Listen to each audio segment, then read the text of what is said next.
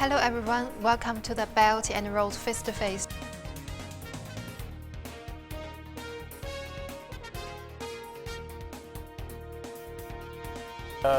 We import mobile more than $1 billion annually.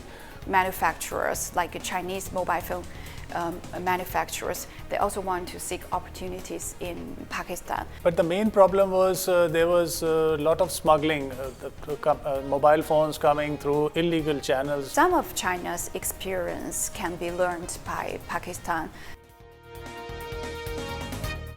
Hello everyone, welcome to the Belt and Road face-to-face. Our program is co-produced by China Economic Net and vshnews Television. I'm Wang Xiaotong from China Economic Net. Today I'm pleased to be joined in our studio by Zhou Yuan, Director of Urdu Major at Beijing Foreign Studies University, and Ayman Han, Managing Director at Global Care. Welcome. Let's enter the first part, hard spot. Lately, Prime Minister Imran Khan presided over a meeting in which he was briefed about the implementation of the mobile device manufacturing policy.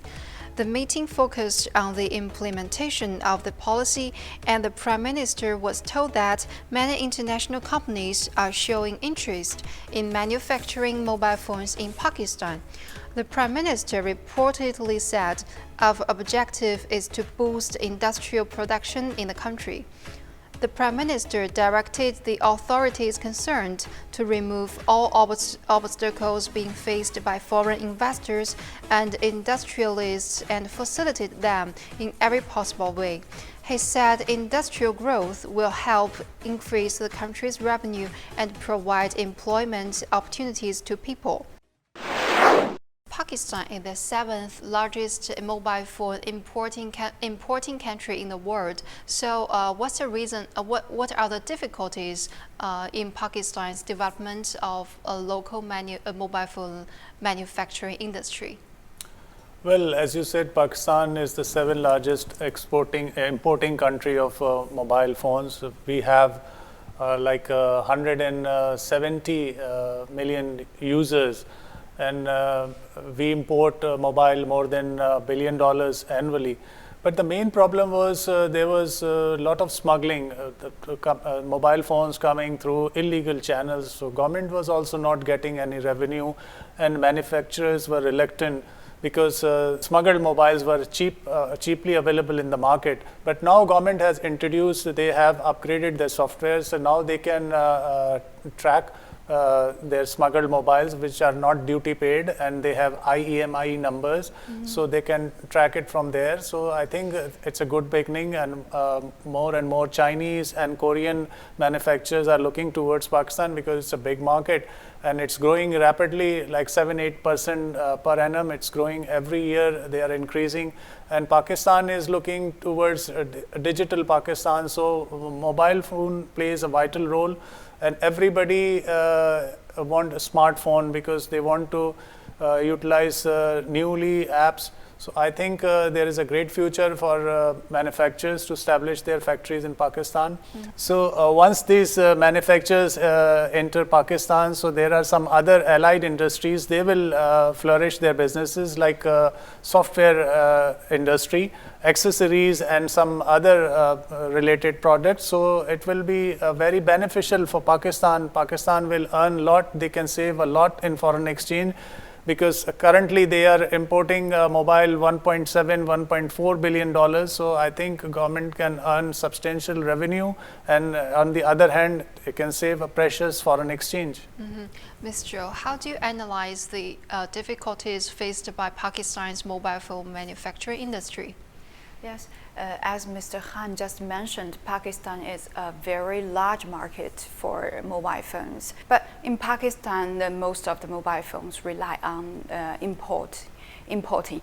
So this is kind of a burden, I think, sometimes for the country, and even for the buyers, they cannot afford very high priced imported mobile phones. So I also think that for Pakistan, they need to develop their own manufacturing in sector of mobile phones immediately.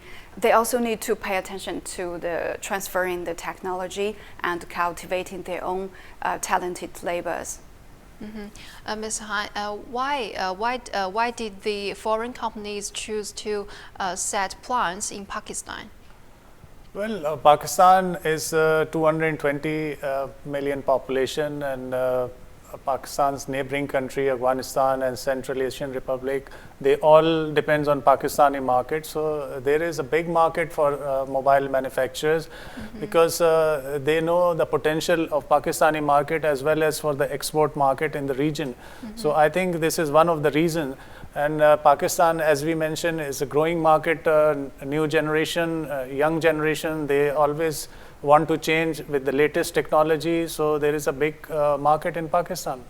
What impact will the establishment of international smartphone manufacturing industries have on the local industries and people's livelihood? Definitely, once the manufacturing start in Pakistan, people will get cheaper mobiles, and it will help government to curb smuggling, and definitely government will earn substantial revenue. And people will have a variety of mobile phones available in the market at the cheaper rate. So it will be a win-win position for population as well for manufacturers. Yeah, Ms. Jo. Yes, I think the lower cost of Pakistan's labor force is one of the main reasons that Pakistan attracts foreign investment. In that, for let's take China for example. I think nowadays China's labor cost and as well as the land renting venue for renting venues or buying land to build factory, is the price is rising very rapidly and much higher than that of Pakistan. So many foreign manufacturers like Chinese mobile phone manufacturers, they also want to seek opportunities in Pakistan. First of all, Pakistan has a large amount of young people which are getting more educated than many years ago now, and Pakistani young people have very good command of English language, which is vitally important in the process of manufacturing. And beside that, building plants in Pakistan is much cheaper than in China. So all of this will help reduce the cost of this production process. Besides, Pakistani government has carried out many preferential policies to attract foreign investment to Pakistan. For example, the special economic zones, they will provide with the foreign plants with they will provide with the foreign plants with lower with electricity in lower prices. So all of these, also the reduction on the taxes for these mobile phone parts, all of these conditions are attractive to foreign companies. Ms. Jo, just talk about the advantages of Pakistan in attracting foreign investment and to set plant in Pakistan. How to further expand these advantages and attract more FDI? Well, Pakistan is collaborating with China and CPEC, in the first phase, China built infrastructure project and some energy projects. And now in the second phase, the priority is for establishing this special industrial zones. I think these special industrial zones will play a vital role to attracting FDIs, and a lot of foreign companies looking towards these special industrial zones. And this will not attract for the local consumption. The manufacturers will eye for export market as well. As I said, Afghanistan and Central Asian landlocked countries, they will rely on this Pakistani market.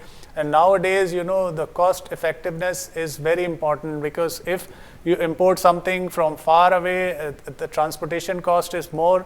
And if you get it in your neighborhood, I think it will make a lot of difference. So Pakistan will be a very good place for foreign manufacturers, entrepreneurs to establish their factories there. Ms. Zhou, China is a huge manufacturing country, so can China's experience be used by Pakistan? Well, I think China and Pakistan have different situations and conditions, but some of China's experience can be learned by Pakistan because we also share some similarities. For example, we both have large population, and it's Pakistan's time to capture its own demographic dividend. Because, as we mentioned, Pakistan has 60% of the population is young people, right? And more of them are getting well educated now. So, how to create good job opportunities for these young people and make good use of their labor? And one thing is also very important is the training, the professional and vocational training for the young people, the young laborers, in order to improve their efficiency and their productivity. I think for the long run, this will be very beneficial for Pakistan's manufacturing sector.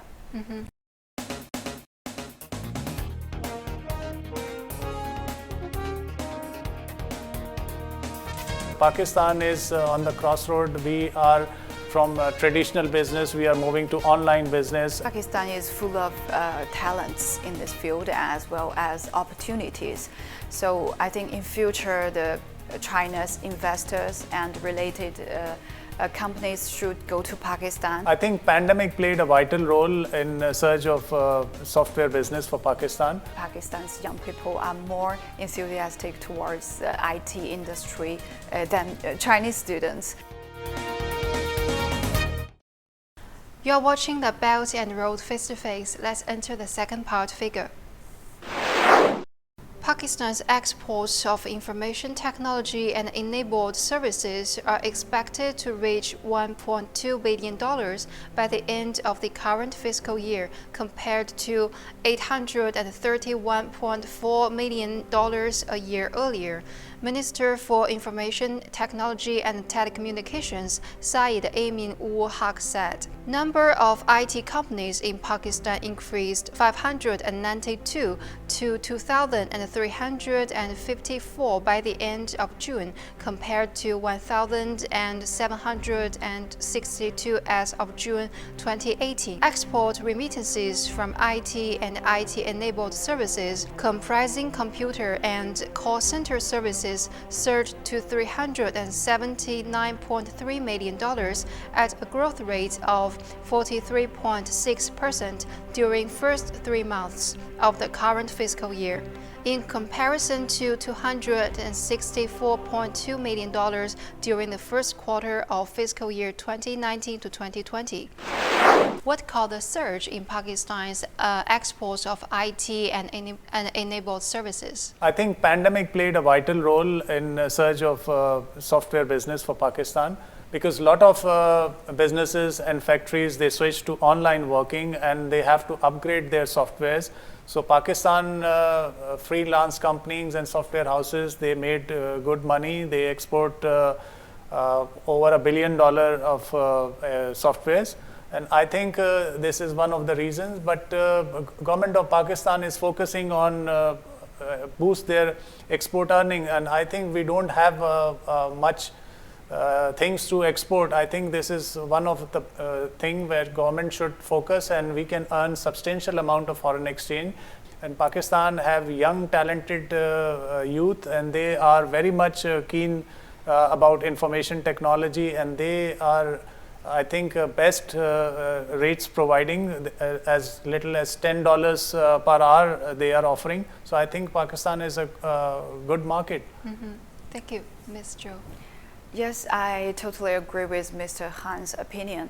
And as we talked about the COVID-19, and during this time period, in the whole world, in different industries, the demand for IT and its related services has increased a lot. And I think in this sector, this IT sector is always Pakistan's traditional strong sector.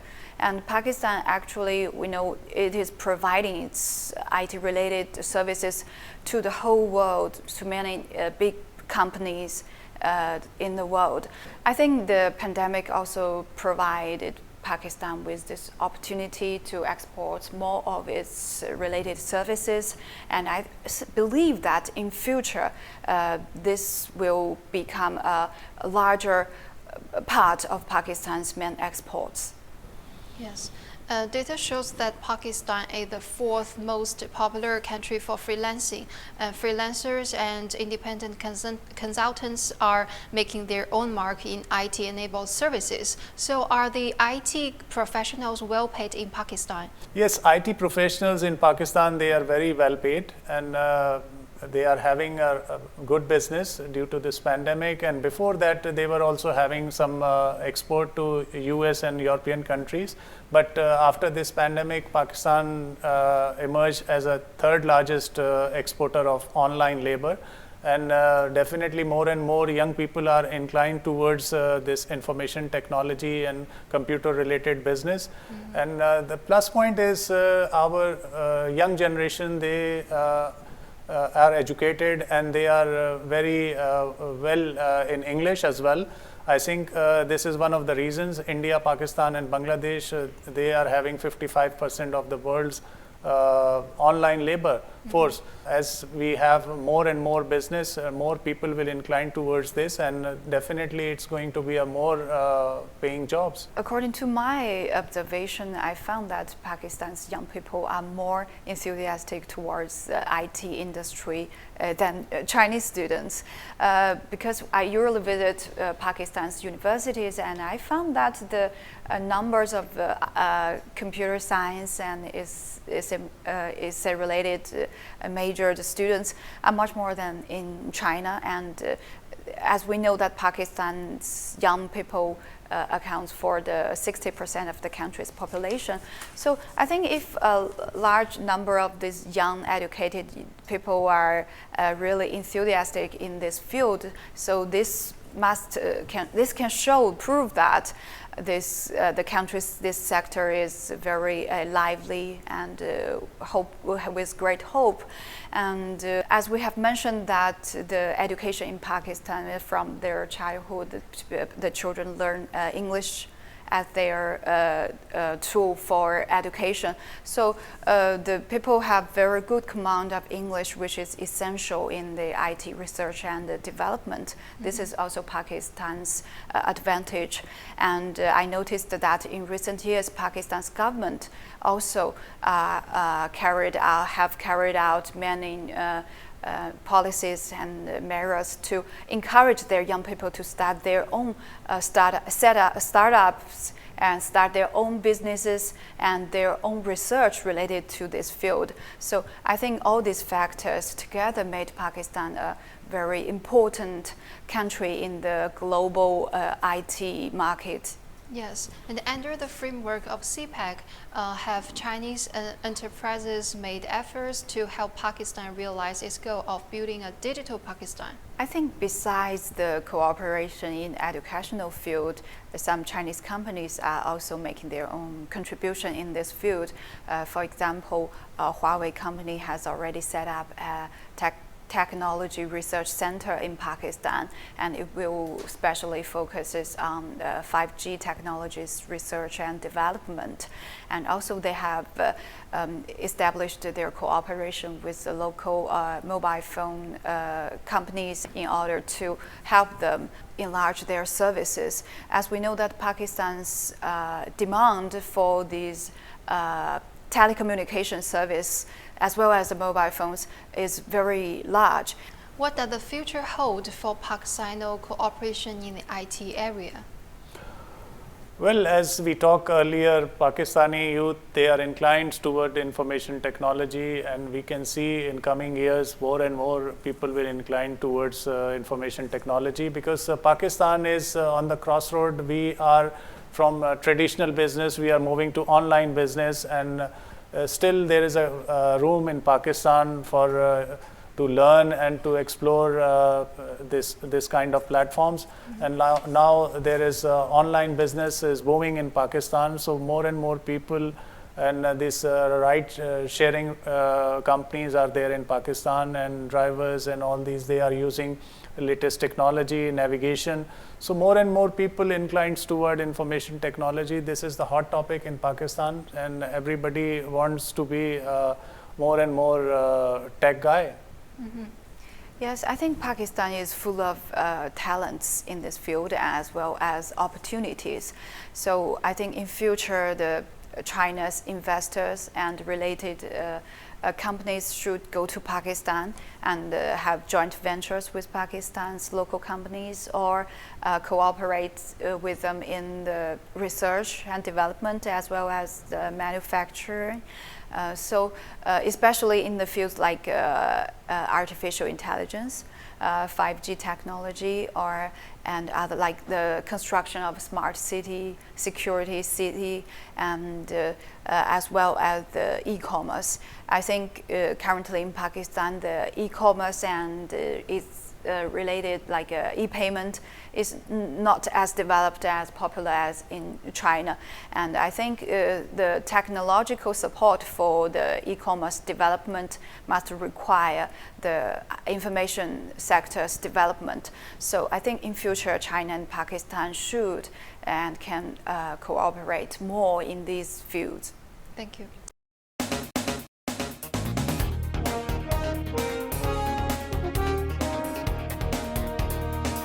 Recently, I've gone through some videos and articles about this Ding Jin, and it's an internet sensation. Somebody put his video on TikTok, and it got millions of views. I think people are jealous of him. We are thinking that maybe we are made to live this kind of life. This is a good example, and people should follow in Pakistan as well. And in return, they can showcase their products, they can showcase their city. You are watching the Belt and Road face-to-face. Let's enter the third part, culture. Ding Jin, a 20-year-old youth of the Tibetan ethnic group in southwest China's Sichuan province, has become an interest sensation for his rugged looks and innocent smile. As the young horse prince, Ding Jin goes viral. His hometown, Litang County, in Ganzi region, Sichuan province, has become a symbol of simple and pastoral lifestyle, and thus a rising tourist destination. C-Trip data shows that as of November 30th, the search volume of Litang has soared by 620%. Hotel bookings in Ganzi region increased by 29% year-on-year. Some say that Ding Jin's fame wasn't coincidental. In July, a plan was already drawn up by the county to promote its cultural tourism industry by creating the image of a Tibetan man, developing cultural creative products, and building a film and television shooting base. After Ding Jin became popular, Litang County, which had just been lifted out of poverty this year, quickly adapted the tangled modern media sphere. Now the county had opened up several social media accounts and had produced a documentary called Ding Jin's World to further publicize his beloved hometown.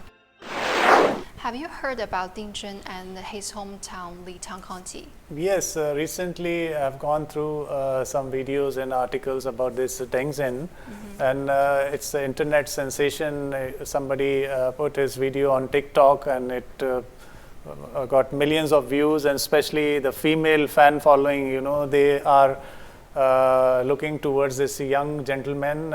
They say his innocence, his smile, his sparkling eyes. The local bureau, they employed him for a tour promoter, as a tour promoter. So now more and more tours, as you mentioned in your intro, is going to his hometown.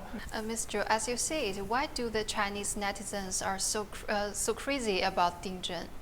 Well, Ding Jin has many fans on the internet, in the cyberspace, right? Especially the female ones. Then they say that his smiling is very sweet, and innocent. But I think just like one netizen has wrote in her comments that she said that his smile made me forget all my daily anxieties. So I think nowadays, especially the urban Chinese people, they are living in a very fast-moving society with a lot of working pressures and life pressures.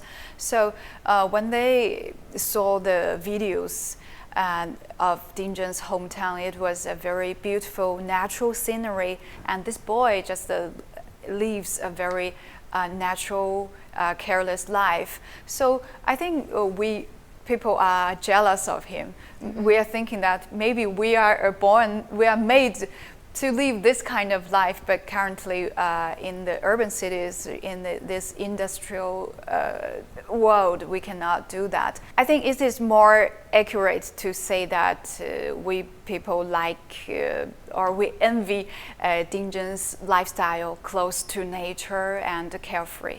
Yes, and as CPEC entered the second phase, so how should we better avail the potential of the tourism industry between China and Pakistan? With the construction of the CPEC, people-to-people contact between our two countries are getting more. So I think tourism is one important aspect in the people exchanges. So China should welcome our Pakistani friends to visit us, and they can come in groups, and they can visit many historical places in Beijing, like the Great Wall, as well as some other cities, like as far as I know, all my Pakistani friends are like Xi'an, where there is a large amount of Muslim citizens there, and also halal food is very easy to get access there. So I think in future, if China opens its tourist markets to Pakistan, many Pakistani visitors would definitely come. So I think it generates more and more interest among the Pakistanis to know more about China, and I think with the second phase of China, more Chinese people, they are learning Urdu. My colleague, she can confirm how many Chinese students are enrolled in your university. So there are better job opportunities for Chinese in Pakistan if they have basic know-how about Urdu. And similarly, Pakistani people, they are also looking towards China for everything, for education, for employment, for healthcare. So I think CPEC is playing very vital role, and in future we can see more cooperation, but people-to-people contact is more important. Like traditional Chinese food outlets should open in Pakistan. Similarly, Pakistani food should introduce in China, and we can dub our productions. Like recently, Pakistan's first movie was shown in Beijing in cinema houses. I think it's a good omen.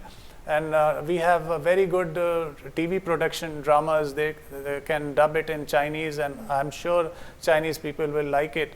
Yeah. And sports, like 30 years back, I remember there were Pakistani coaches training Chinese. They were training Chinese how to play hockey. So now they can train Chinese how to play cricket. I think it will generate a lot of interest among the youths. Yes. So these are all measures. If they cooperate in this sector, I think more cooperation between Chinese and Pakistani people will emerge in future. Since March this year, many Chinese officials from different counties and regions have joined the live streaming platforms to promote the local products, aiming to help the locals to overcome the difficulties and economic struggles affected by COVID-19 pandemic. Well, social media is very vibrant in Pakistan, and a lot of people, and especially people in remote areas, they are using social media very frequently, and they are making their own TikTok short videos, and they are posting. I think till now, what I know, they are only doing this for entertainment. But as you said, in future, we can use it in a better way, and we can promote a lot of things through this social media. And we can definitely, it is going to add more income for especially people living in remote areas where they don't have more access for big cities. So this is a good example, and people should follow in Pakistan as well. And in return, they can showcase their products, they can showcase their cities, so they can definitely will get boost in tourism as well. And their products, it's easy and cheap way to promote. They can make short videos and they can post on TikTok and some other international social media forums. So this is a good idea. I totally agree. They should promote more business among the underprivileged Pakistanis living in remote areas. Ms. Jo, is this pattern suitable for Pakistan?